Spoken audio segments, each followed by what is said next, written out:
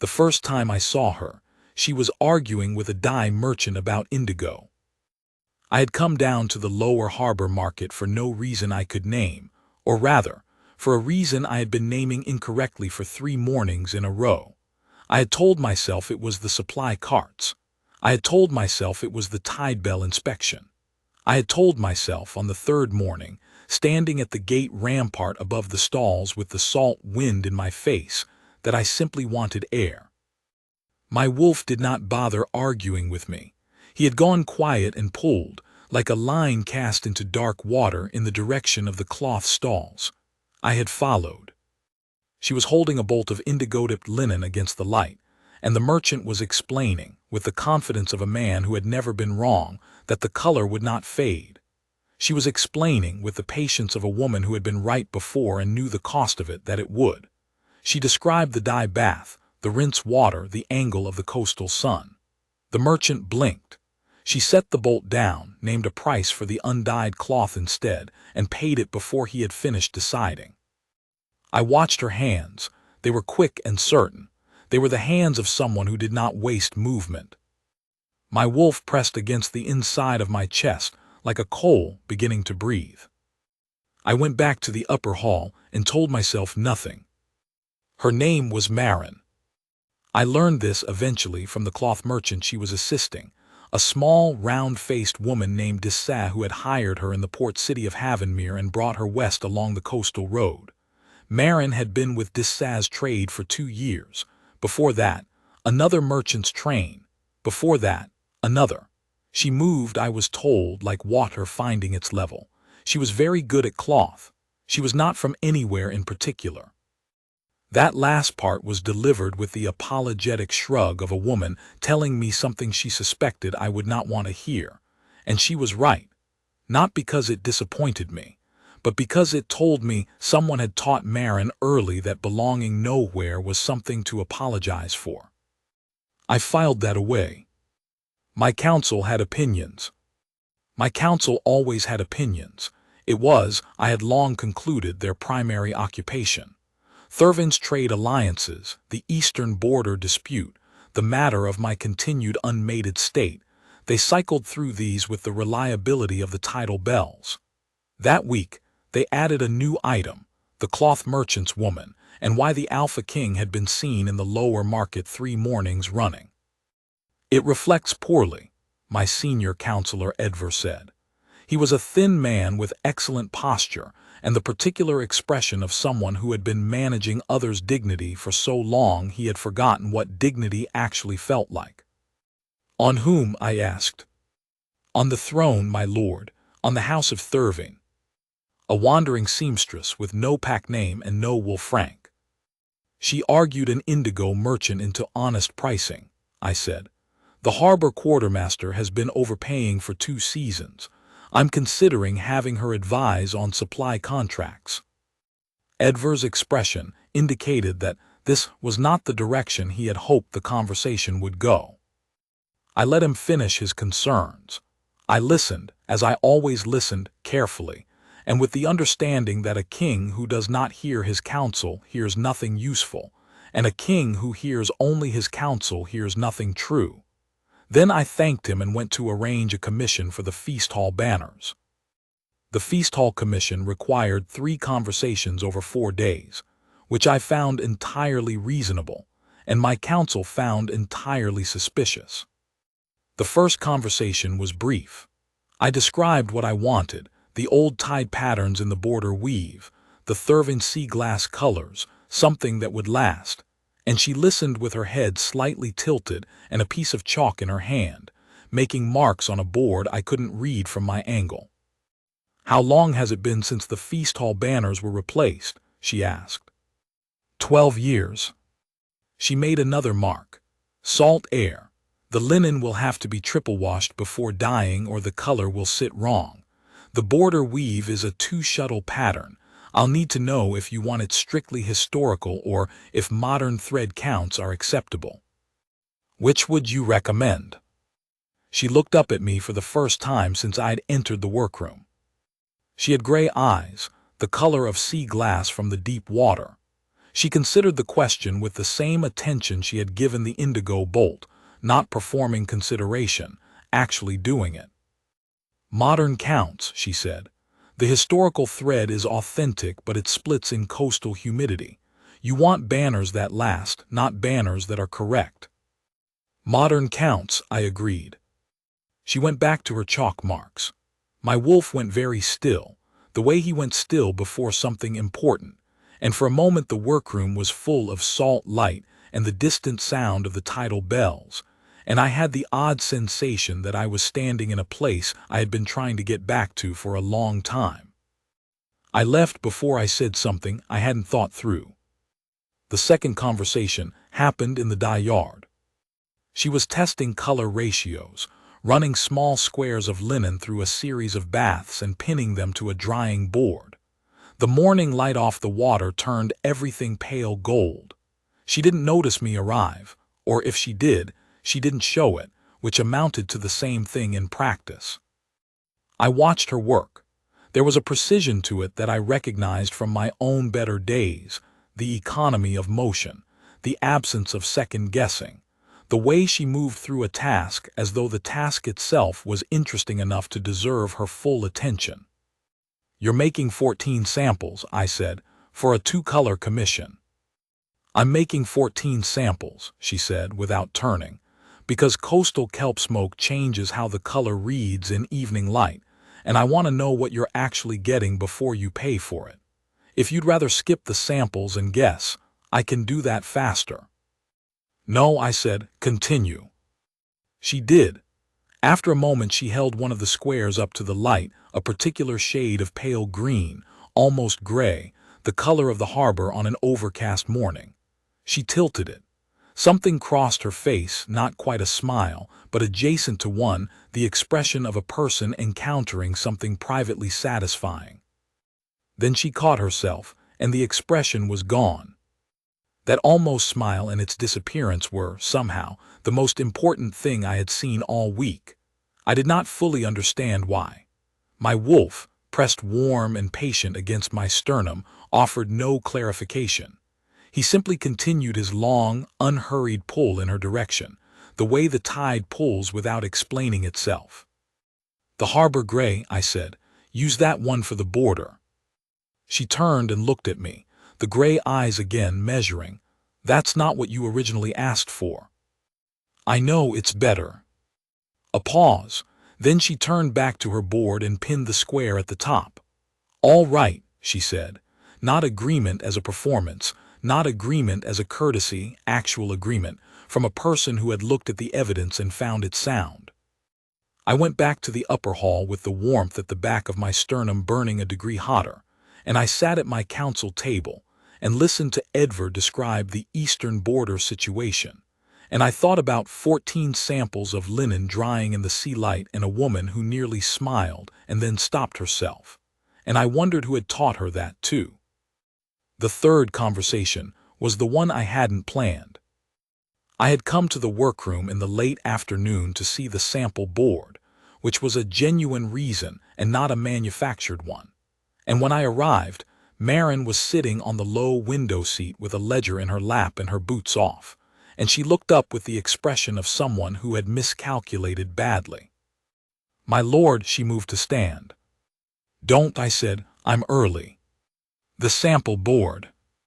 She pointed, her composure already rebuilt, which told me how quickly she rebuilt it and also how often she needed to. I went to the board and looked at the squares in order. She had notated each one: time of day, light angle, dye ratio, predicted fade over 5 years. It was meticulous. It was the work of someone who took the commission seriously, not because I was a king, but because the work itself deserved to be taken seriously. "This one," I said, pointing to the harbor gray border with a warm pale gold field. "And this for the secondary panels." "Good choices." She had come to stand beside me and was looking at the board with the same assessment she gave everything. "The gold will go orange in another 10 years, but it reads well now, and the gray won't move. You'll get a generation out of them." A generation. I had been in this hall my entire life. I thought about banners that would outlast how I currently felt, and found the thought less grim than I expected. "You're leaving Thurvaine," I said. It wasn't a question. I had heard it from the gatehouse. Dissaz trade was moving on at week's end, east along the coast. A brief pause. "Yes. When the commission is complete." "The commission will be complete by tomorrow." She said it evenly. She was telling me nothing I didn't already know, and we both understood that, and neither of us said so. I looked at the sample board. She looked at it too. The tidal bells rang the afternoon count. "Marin," I said. She waited.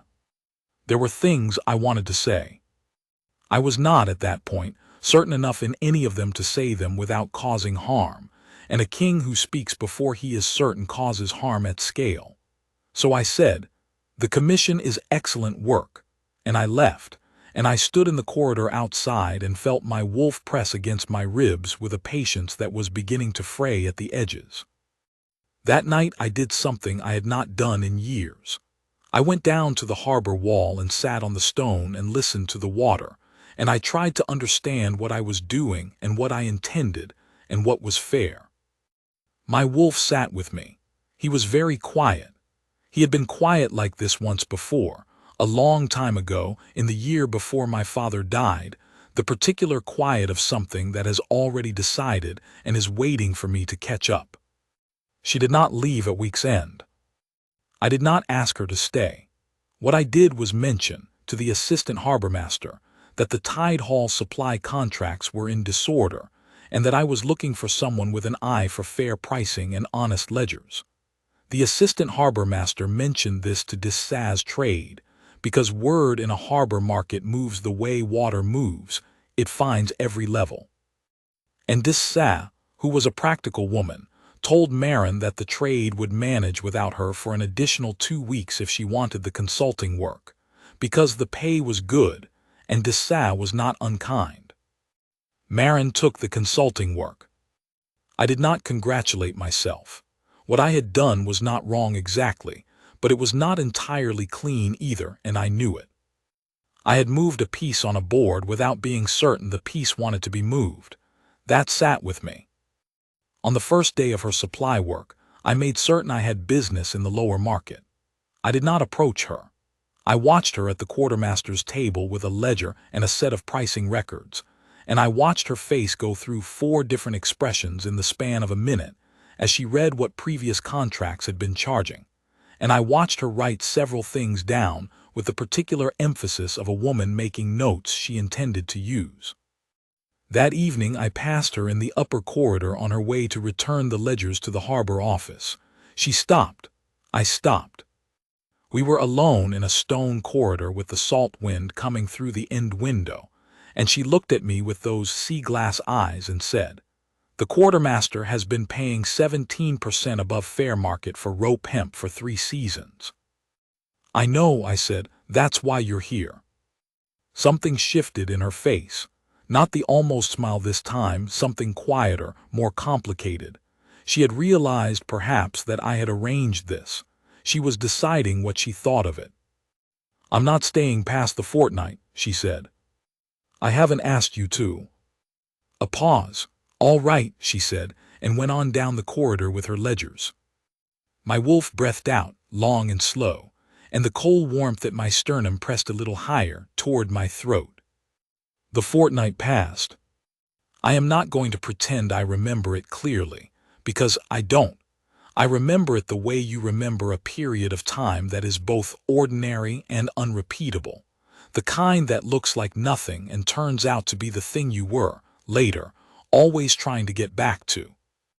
I remember she corrected 3 supply contracts and saved the harbor accounts a sum that made the quartermaster go quiet with something between gratitude and embarrassment.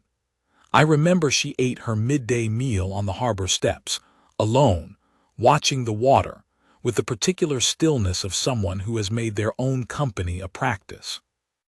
I remember that she laughed once, genuinely, at something the rope merchant said, and it was a short laugh, quickly restrained, but it was real, and the rope merchant looked startled and pleased by it.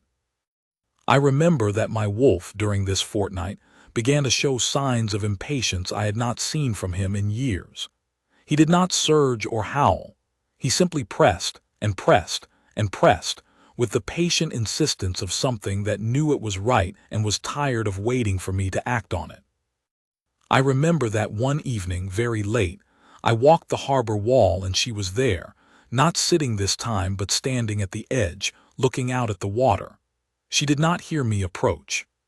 She was very still, the way she was still when she thought no one was watching, and in that stillness she looked, for just a moment, entirely different from the careful, self-contained woman she wore in company. She looked like someone who had once been much larger than the shape she currently occupied. I stopped. I did not want to interrupt whatever that was. I went back the way I had come, and I stood in the upper hall and I told my wolf, soon. He pressed back, warm and certain, now. The fortnight ended. The morning she was due to return to Dissaz trade, I went to the harbor office to retrieve the final ledgers myself.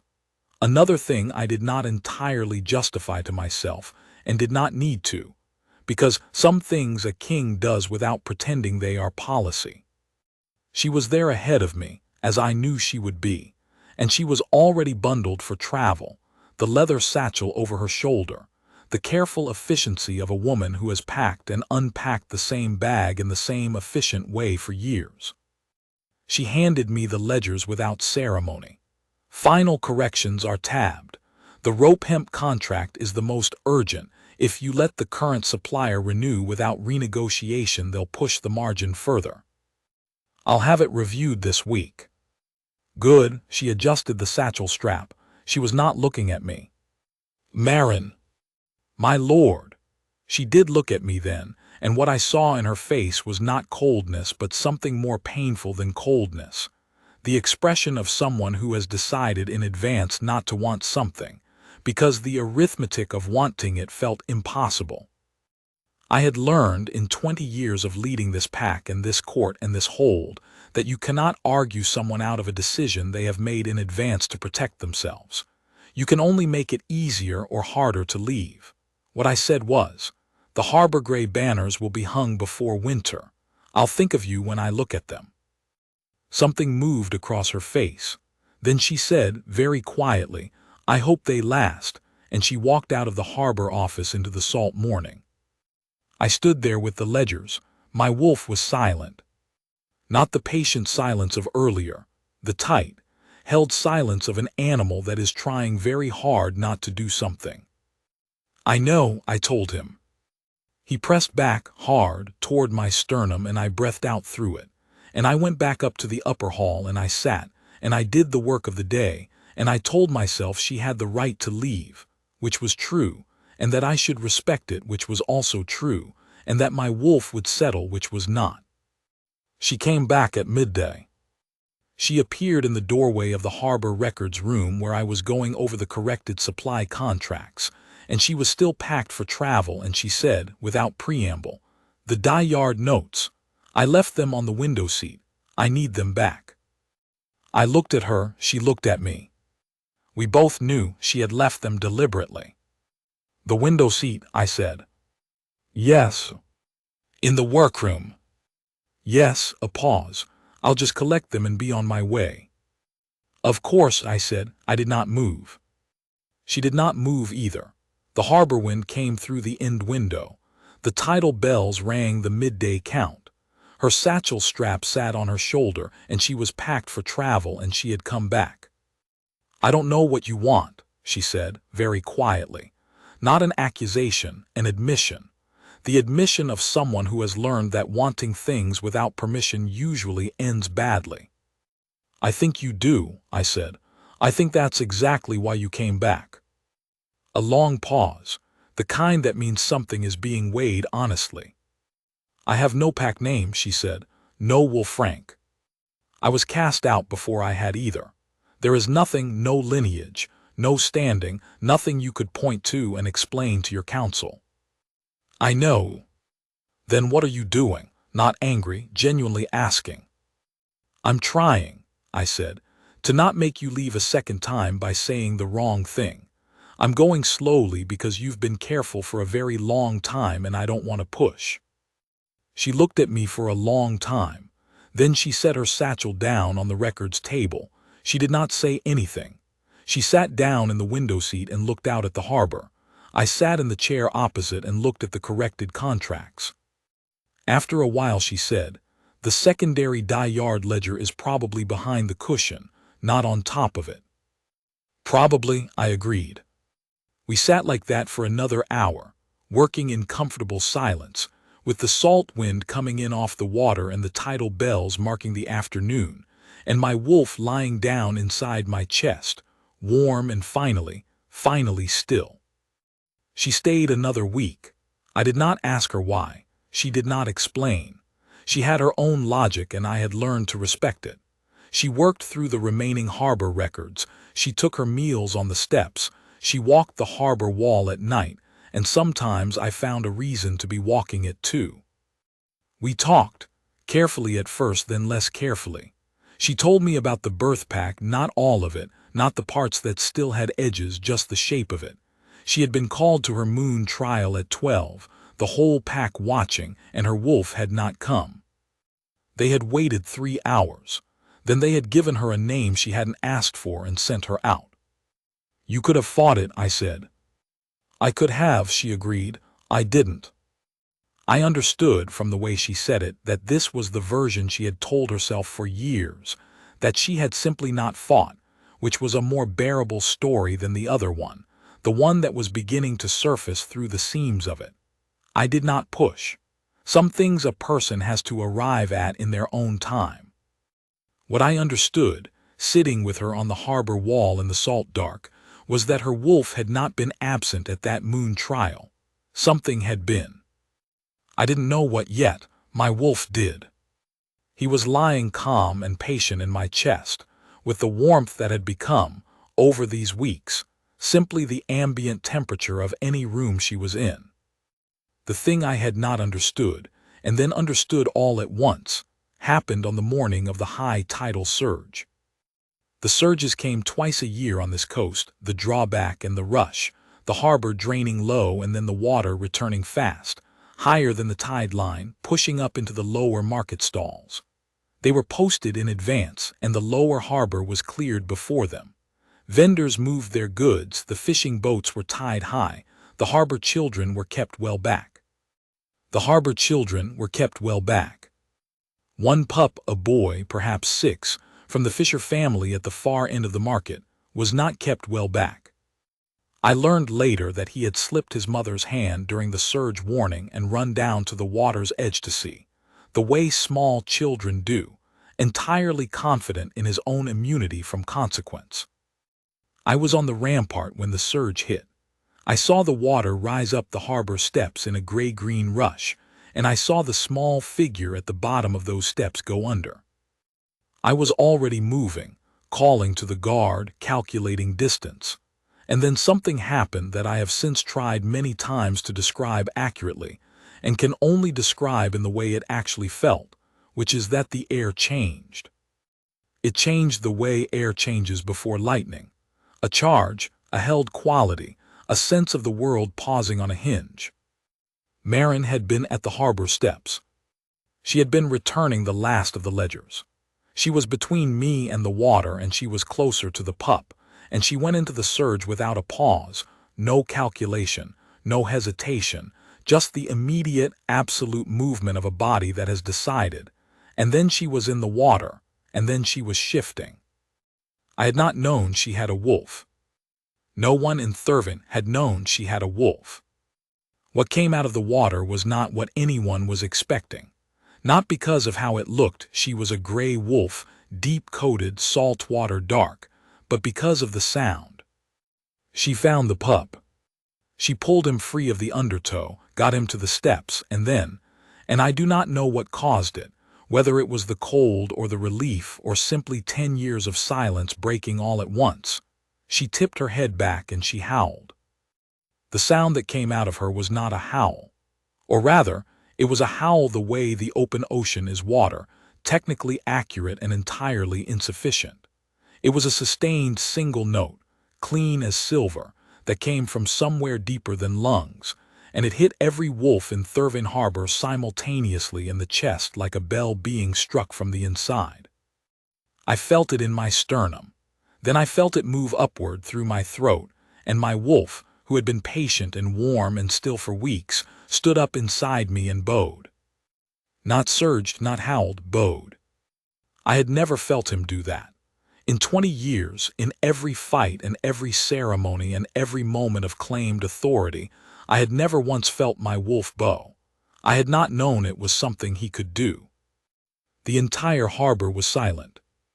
Every wolf, guard, merchant, dock worker, fisherwoman was standing perfectly still, the way a room goes still when something happens that doesn't have a name yet. The note hung in the salt air for a count I couldn't measure. Then it ended, and the harbor breathed again, all at once, like a single organism. Marin was standing in the shallows. She had shifted back. She was dripping, salt-soaked, with the pup unharmed, gasping, bewildered, held against her hip. She was looking at nothing. Or not nothing, she was looking at what she had just done, and the expression on her face was the one I had seen on the harbor wall that night, the one that showed her as larger than the shape she wore. Except now it wasn't just a glimpse. It was entirely present, and it was exhausted, and it was undone. She looked up. I was at the bottom of the steps. I didn't know when I had gotten there. My wolf was still bowed. I could feel it. The internal posture of an animal in the presence of something it recognizes as its own. I took off my cloak. I walked into the shallows, the cold of the harbor water against my boots, and I put the cloak around her shoulders. She looked at me.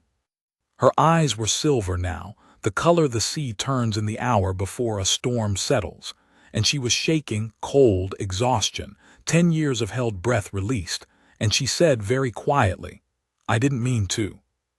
"I know," I said. "I couldn't," she stopped, started again. "I couldn't let him go under." "I know that too." The pup's mother had reached us and pulled the boy away, and the harbor was beginning to move again around us, carefully, the way people move around something they're not yet sure how to understand. I was aware of my counsel somewhere at my back. I could feel Edvar's particular variety of stunned silence without needing to turn and see it. I kept my eyes on Marin. "Silver-voiced," I said, not a question. She closed her eyes. 1 in 1,000, maybe less. I never told anyone. I couldn't tell anyone. "Why not?" A long pause. Then, because the only thing rarer than a silver-voiced wolf is a silver-voiced wolf without a pack. It doesn't make you valuable, it makes you a resource. I thought about 12 years old, and a moon trial, and 3 hours of waiting, and a child who had a wolf the whole time, who had simply decided, in the cold and the watching eyes and the particular cruelty of communal disappointment, that she would rather be cast out as silence than claimed for what she could give. I thought about what it costs a child to make that calculation, and what it costs a woman to keep it, year after year, across every merchant caravan and harbor record and careful, self-contained life. "Marin," I said. She opened her eyes. "My counsel," I said, "is going to have a great deal to say about this. They are going to say it at length and with considerable feeling, and I am going to listen to every word of it, and then I am going to do what seems right. I want you to know that now before any of the rest of it." She looked at me steadily. "And what seems right?" "You pulled a pup out of a surge. Your wolf bowed mine before I reached you. I have been finding reasons to walk past the cloth stalls since the first morning you were in this harbor." I paused. I am not in the habit of manufacturing reasons for things unless the real reason is something I'm not yet sure how to say. Something in her face went very quiet, not the careful quiet she wore in company. The other kind, the kind that appears when something has stopped having to be managed. "I'm not staying because of what I did just now," she said. "I want to be clear about that. I'm not—" She stopped, steadied herself. "I don't want to be kept for what I can give." "I know," I said. I have been watching you argue with merchants and correct ledgers and not finish laughing at things for 2 weeks. I was watching before your wolf spoke a single sound. Whatever you decided to do just now, that didn't change anything I already knew. She looked at me for a long moment. The harbor moved around us. The salt wind came in off the water. All right, she said finally. Not agreement as a performance. Not agreement as submission. Actual agreement from a person who had looked at the evidence and found it, this time, worth trusting. What followed was, in fact, loud. My council convened that same afternoon, and Edvar and the senior counselors said at length what they had been saying at shorter length for 2 weeks. No pack name, no lineage, no rank, no precedent, and I listened to all of it with the patience I had spent 20 years developing. And then I said, a silver-voiced wolf is a once-in-a-generation occurrence. Her wolf stilled every wolf in the harbor, including mine. The bond is not in question. The council's objection is to her origins, and I understand it, and I am respectfully declining it. Edvar said, my lord, the precedent. The precedent, I said, is that the Alpha King's mate bond determines rank, not the other way around. That has been true in Thurvaine for 7 generations. I will not reverse it now.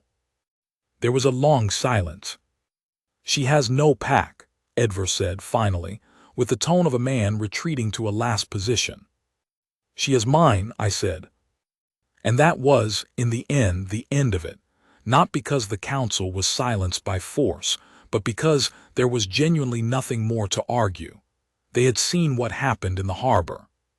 They had felt the silver voice the same as everyone else, and the bond between an Alpha King and his mate is not a matter councils can overturn when they find the match inconvenient. They could advise. They had advised.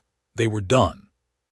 Marin was in the harbor records room when I came back, sitting in the window seat with her satchel still on the table and her ledgers in her lap. She had not, I noticed, repacked the satchel. Well, she said. Resolved, I said. Edvar will require a few days. He'll come around. You're very confident. I've been his Alpha King for 12 years. I know how he comes around. She almost smiled. This time she didn't stop it. It arrived, fully, briefly, and it was exactly what I had suspected it would be. A thing that had been waiting behind the careful management of her face for long enough that it had become slightly startling when it finally appeared. Marin, I said. She looked up. Tell me what you need, not what is convenient or reasonable or what you think is appropriate to ask for, what you actually need. A very long pause. Time, she said. I need to not be useful first. I need to know that you will still be here when I'm not being useful. She said it with the directness of someone who has finally decided to trust the evidence. I've spent a long time being worth something because of what I could provide. I need it to not be like that. It isn't, I said. I know. She looked at the harbor through the window. I think I've known since the Indigo. I just needed to say it out loud. I sat down in the chair opposite. We were quiet for a while. The tidal bells rang the evening count. The Dayard notes, I said. She looked at me. The ones you came back for, this morning. I left them deliberately, she said. I know. A pause. Then she laughed, a real laugh, unheld, brief, the one I had been waiting to hear, and it was, in fact, exactly worth waiting for. I will tell you what the dawn was like, that first morning she chose to stay. I had been up since the bells, as I usually am, doing the quiet administrative work that the day's noise crowds out. When I came down to the harbor wall at first light, she was already there. She was at the far edge of the wall, facing the water, and she was in her wolf. She did not know I was there. I stopped at the top of the steps and I watched her. She was standing very still, the way she stood when she was thinking, except that now the shape she occupied was her real one, deep gray, salt damp, larger than her human form in the way of wolves who have been contained too long. The sea below was turning the color of the sky. She put her nose up and breathed in the salt and the kelp smoke in the morning, and she held it, and then she breathed out. It was not a silver voice. It was just a breath, but it was the breath of a creature that was not performing anything. I went and stood beside her. She turned her head and looked at me, not startled, just present, and I put my hand on her back between her shoulders, and we stood there and watched the water come in together, two people who were not pretending to be anything other than what we were. After a long time she shifted back. She was quiet for a moment, her face turned toward the harbor. "Does it always look like this from up here?" she asked. "Every morning," I said. "I've been staying in the lower market district. The view is different." "You have a better view now." She glanced at me. The almost smile, the real one, came and stayed this time. "I suppose I do," she said. We stood on the cliff edge in the salt morning, watching the tide come in, and she did not apologize for the space she was taking up, and I did not tell her she didn't need to because she already knew. That was the whole of it. The sea came in. The tidal bells rang. The harbor below us woke to its ordinary morning. My wolf lay warm and easy in my chest, in the same room, finally, as hers. She is not the seamstress from the lower market any longer, though the harbor gray banners hung in the feast hall this winter are her work, and they are, as she promised, entirely worth the 14 sample squares. She is Marin of Thurvaine, and my counsel calls her that now without the resigned pause they used to insert before her name, because the tide has come in, and it does not much care what the shoreline found convenient before it arrived. And every morning before the court wakes, we walk the cliff wall. She puts her face into the salt wind. She takes up the room she was always meant to take up, and I watch the same water she watches, and I think, here, this is the place I was always trying to get back to. It turns out I had just never been here before.